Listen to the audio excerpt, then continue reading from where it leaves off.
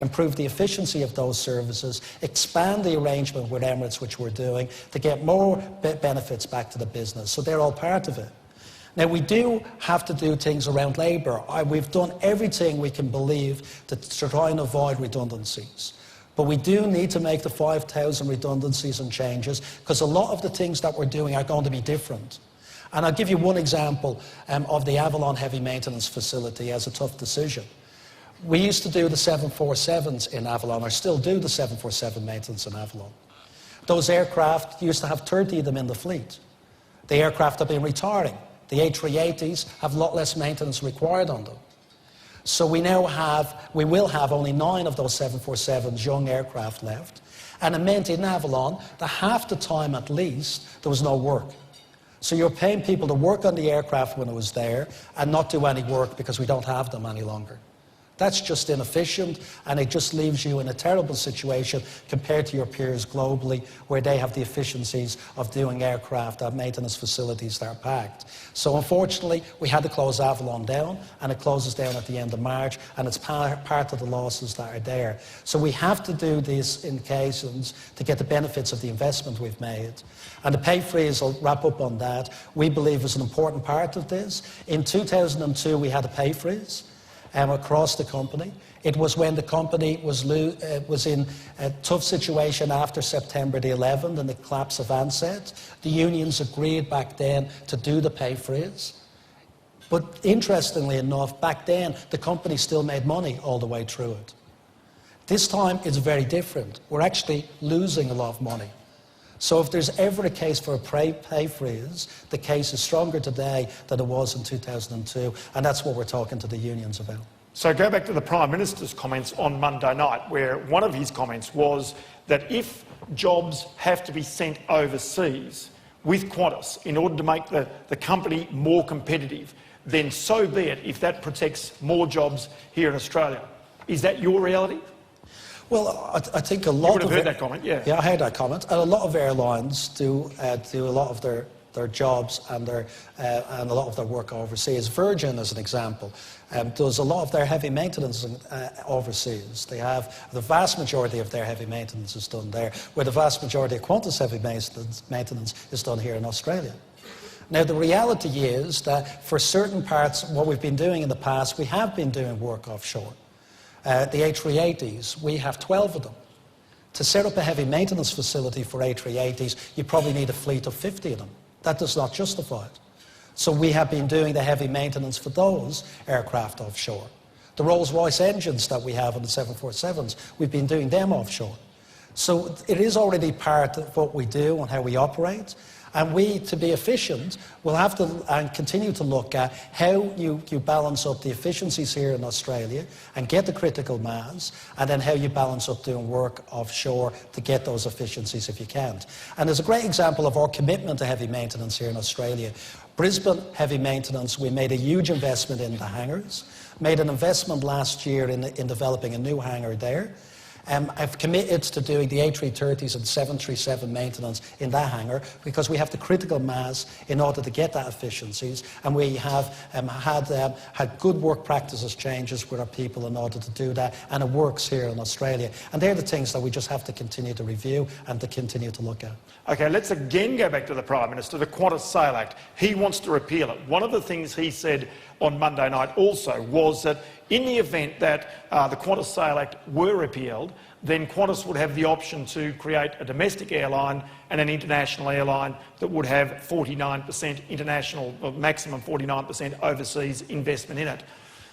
Is it up to the Prime Minister to really determine whether Qantas splits or not? And is that even a decision that Qantas itself would make in order to, if you like, gain the benefits of the repeal of the Qantas Select? Look, I think we need to take this one step at a time, and everything is becoming a hypothetical of what if this happens, what if that happens. For Qantas, I will emphasise, our focus comes back onto the $2 billion cost programme.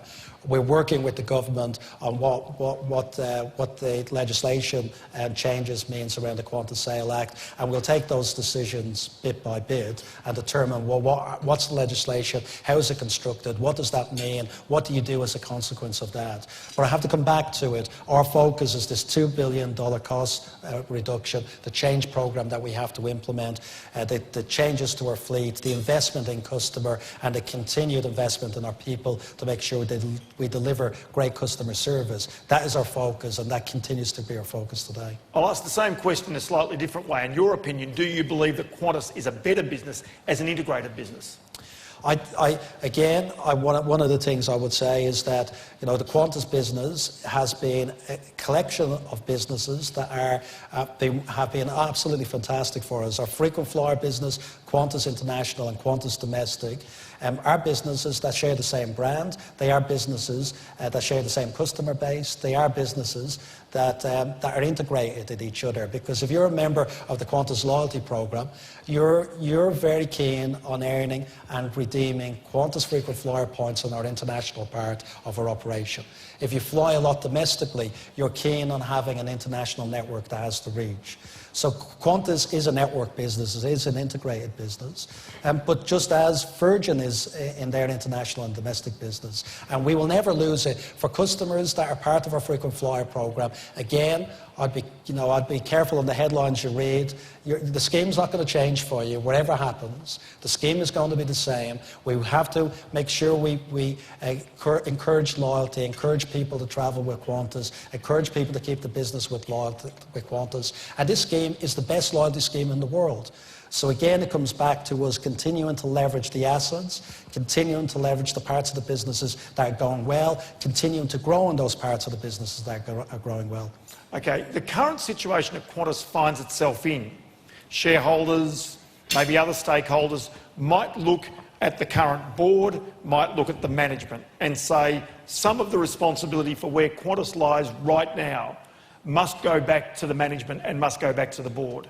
In your mind, and given the fact that you've explained that it is an airline in transition, how does that sit with you? Well, I think the biggest challenges and the biggest issues around Qantas have been the environment that we're operating in. Anybody that looks at this business knows that there are three big challenges that have impacted on us. There's the international capacity that's been added to Australia. That's 46% in the last 2.5 years. The rest of the world has had a 21% capacity growth. Now, what does that mean? That means that if you've had twice the level of capacity growth the rest of the globe has, you've got an oversupply that's having an impact on yields, having an impact on the average fares. And our international average fares are continuing to come down. Now, that's a reality. It just means we have to cope better with it. And since 2009, we've lost $1.2 billion in revenue as a consequence of the capacity that's been added. That's a significant amount of revenue that's gone. On fuel, we've had record high fuel costs, and this year in particular, because the Aussie dollar has departed in terms of the correlation with commodities, with oil price in particular, the Aussie dollar fuel cost is a record level. We're going to have a $4.6 billion fuel bill. That's $500 million more per annum than it was back in 2009. So these are huge challenges for the business. And then, of course, there's the domestic capacity being added, where the domestic profit pools 3 years ago were over $750 million. Qantas and Jetstar are still making money domestically, but with the significant amount of capacity that's being added, we've seen a big hit in the yields over that period of time, and then the profit pool has shrunk for the total market from over 750 to less than $100 million. Let's go to that point, shall we? But I'd say one thing, Ross, one thing I just wanted to mention. But no management team here or anywhere in the world is perfect. Of course people have made mistakes. And I think people, I think, in terms of management, is how you address them once the mistakes have been made and how you work on about those mistakes. But nobody's perfect on it. And a lot of people look back on hindsight on the business, and talk about maybe in 2000, Qantas shouldn't have ordered this aircraft or that aircraft. It's great to run these businesses in hindsight. It's great to be able to say, I wish I could get in a time machine and go back to 2000 and change the fleet order that not the last CEO, but the CEO before that put in. But the reality is we have the aircraft we have. You just have to get on with life, you have to make the changes, and you have to implement as best you can the changes to make sure that you cope with that environment that you're living with. Do you feel any pressure yourself personally in all of this? I have great support from the board and the chairman. I talk to the chairman quite a lot. He's very supportive, board's very supportive, and our shareholders are very supportive. I think my focus has to be on delivering this change programme and delivering the plan going forward, and I'm very focused on that. And my job is determined by the board and the shareholders, and I'll keep them being focused and doing the job, and that's all you can do, I think, in this situation. Okay, now just explain to people your vision for this airline going forward, what you'd like it to be. In terms of the traveller on your aircraft, is it Qantas's ability in the future to be able to compete both domestically and internationally with what the competitors are throwing at you? Is it a case where I'm going to step onto a Qantas airline and feel, or aircraft and feel as well serviced as I will elsewhere? Or are these cost-cutting exercises that you're going through going to diminish my experience on your aircraft? No, the cost-cutting exercises we're going through are aimed at the back office and doing things smarter and generating efficiencies from new technology like the aircraft. In fact, one of the biggest benefits that we're getting out and delivering the cost programme is the new aircraft, the simplicity of fleet.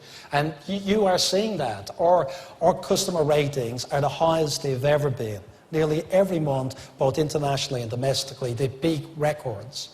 We are delivering an on-time performance domestically like we've never seen before. 18 months in a row, Qantas has been the #1 on-time performing carrier in the domestic market. And in February, the month we've just gone through, it was record levels of on-time performance for Qantas.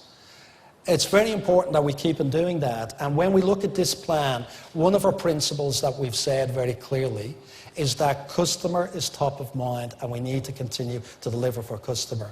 And I made the comment about us cutting back on capital expenditure.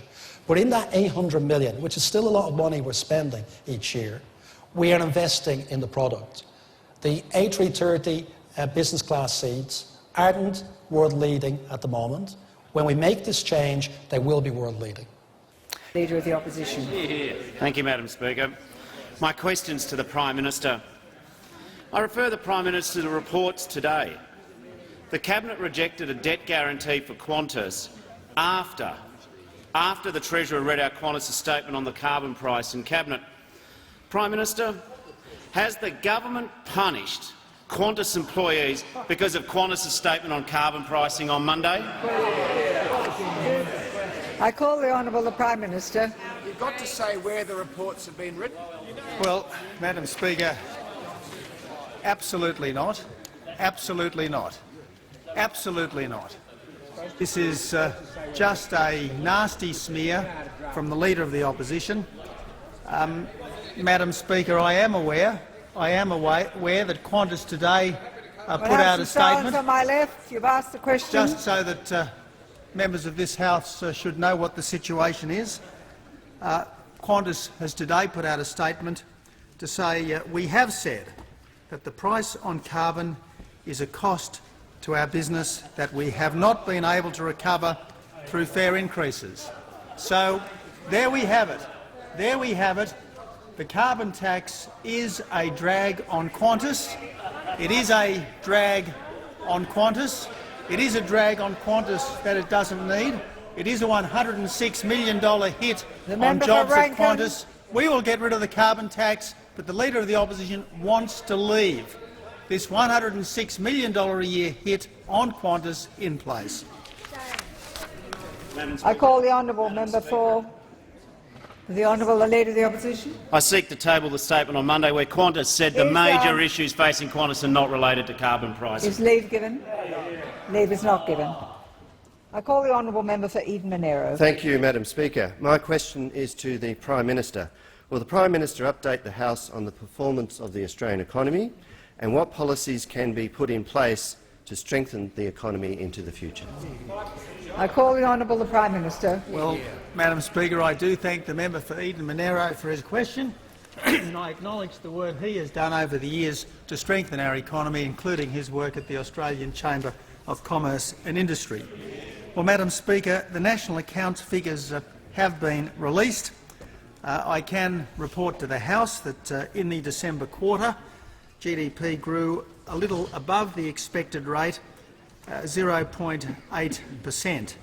In this quarter, household consumption is also up by 0.8%, and exports